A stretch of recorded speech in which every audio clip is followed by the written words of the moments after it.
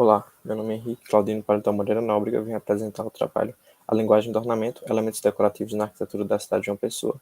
A presença dos ladrilhos hidráulicos nos pisos de edificações da cidade de João Pessoa na primeira metade do século XX, orientado pelo professor Ivan Cavalcante Filho. O trabalho está alinhado com o 11º Objetivo de Desenvolvimento Sustentável da ONU, Estados e Comunidades Sustentáveis. O ladrilho hidráulico é uma peça cimentícia normalmente de 20 por 20 centímetros. Sua fabricação é artesanal e o desenho se forma pela aplicação de diferentes cores no cimento da superfície. Surgiu durante a Revolução Industrial e no século XX foi utilizado em todo o Brasil, assim como na Paraíba.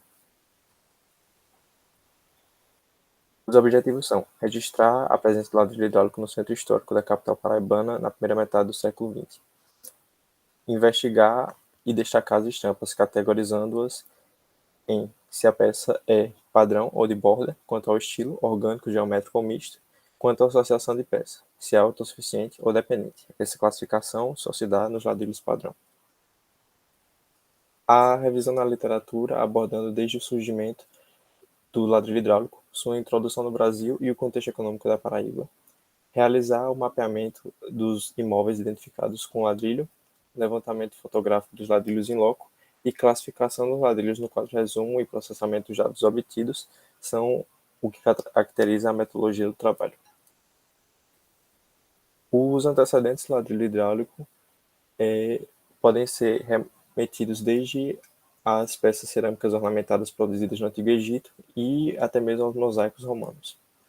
Também vale ressaltar os ladrilhos encáusticos produzidos na Idade Média, que tinham o seu processo de produção parecido com o do ladrilho hidráulico, utilizando moldes, no caso dos encáusticos, eram de madeira e utilizavam também materiais distinguindo as cores. Nesse caso, eram argilas de cores diferentes. Após caírem em desuso, no século XVI, os ladrilhos encáusticos começaram a ser estudados e a tentar ser reproduzidos novamente por estudiosos ligados ao estilo neogótico no século XVIII. Já em 1860, a usina francesa Etienne Lamande iniciou a produção de ladrilhos utilizando o cimento no lugar da argila, sendo este a característica do ladrilho hidráulico. No Brasil, no final do século XIX, a mudança de hábitos refletia a mudança do regime político de império para a república, e também os ciclos econômicos favoráveis em determinadas regiões, como o do café, a borracha e da chá, que permitiram que novas edificações fossem construídas, adequando os materiais importados da Europa, que permitiam melhores condições de instalação, manutenção e higiene. Nesse contexto, o ladrilho entra como substituto dos pisos de madeira. O emprego dos ladrilhos se dava principalmente nas áreas molhadas, como saguões, alpendes, cozinhas e salas de almoço. No país, esse tipo de piso teve seu ápice em meados do século XX e entrou em decadência na década de 1970. Na Paraíba, a cultura do algodão, que havia sido introduzida no final do século XIX, prosperava no início do século XX. Esses ganhos poderão financiar uma série de reformas de saneamento e embelezamento ocorridas na capital, sendo mais marcantes nas gestões de Valfredo Leal, João Machado e Camilo de Holanda. Assim, o atletismo traduzia na arquitetura a configuração da modernização da cidade e tinha, por consequente, o ladrilho hidráulico como principal ao revestimento de piso. Foram identificados e mapeados 22 imóveis com ladrilhos, mas só foi possível fazer o levantamento adequado e expor no trabalho 12 imóveis. Dessas 12 edificações foram registradas 47 ladrilhos, sendo 28 ladrilhos tipo padrão e 19 em tipo de borda. À direita é possível ver o quadro resumo em que foram categorizados todos os ladrilhos estudados no trabalho. Nos ladrilhos padrão, quanto ao estilo de desenho, é possível perceber a predominância do estilo geométrico, correspondendo a 57%. Esse estilo é caracterizado por linhas retas e formas geométricas regulares. Em segundo lugar, o estilo orgânico, com 25%, que o estilo orgânico remete normalmente a flores, folhagens e curvas irregulares. E menos utilizado o estilo misto, que recorre à mescla dos dois estilos, geométrico e orgânico.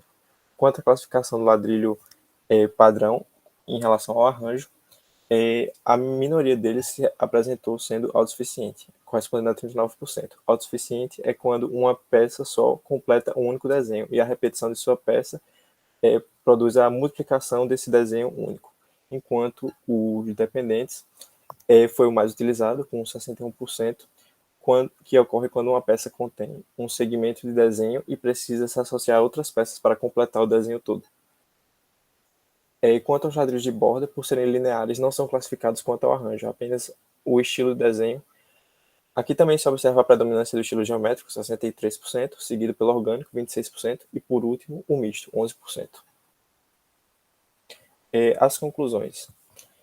Apesar da decadência do uso da peça na década de 1970, ainda é possível observar no centro histórico da cidade um repertório remanescente diverso e significativo do ladrilho hidráulico. Também é importante reforçar o estudo desse patrimônio, visto que, por se situar no interior dos edifícios, a sua perda ou substituição ocorre de forma sutil, sem que seja percebida na parte exterior do edifício. Destaca-se também a ampla aceitação do material, sendo utilizado juntamente a diferentes linguagens arquitetônicas, como neocolonial, Art Nouveau, Art Deco e até mesmo na reforma de edificações anteriores ao surgimento do próprio ladrilho hidráulico, como é o caso da Igreja do Carmo, em estilo barroco. No processamento dos dados foi notável a preferência pelo estilo geométrico do desenho. E por último, vale lembrar que a pesquisa, apesar dos resultados positivos, foi limitada pelo contexto da pandemia, que muitas vezes restringia a entrada nos edifícios. Assim, a continuidade da incursão no cenário mais ameno deve ser promissor. Por último, gostaria de realizar meus agradecimentos ao professor, orientador Ivan Cavalcante Filho, ao LPPM, Laboratório de Projeto, Pesquisa e Memória do Departamento de Arquitetura e Urbanismo, à Propesc, à Universidade Federal da Paraíba e ao CNPq.